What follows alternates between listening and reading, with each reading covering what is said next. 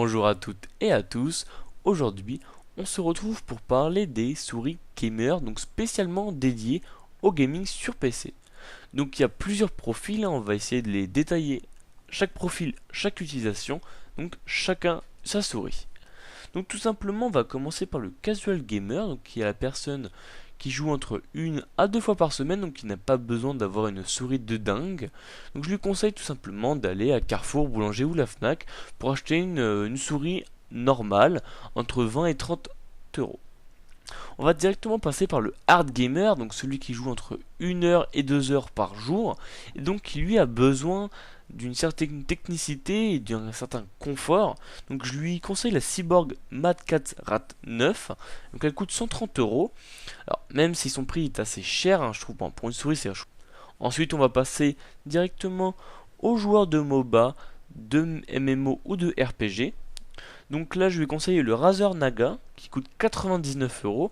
Alors, le gros plus de cette souris, en plus qu'elle a toute la technologie Razer, c'est tout simplement ces petits boutons sur le côté qui permettent de programmer vos spells, vos objets, vos déplacements sur la carte, etc. C'est vraiment un superbe atout dans le jeu.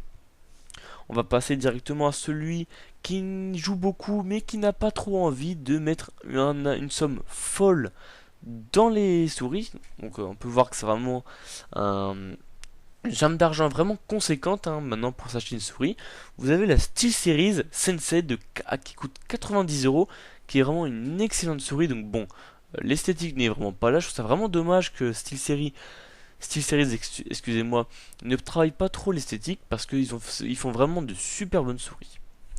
Donc voilà, et le dernier profil va être tout simplement le gamer nomade, donc celui qui se déplace souvent.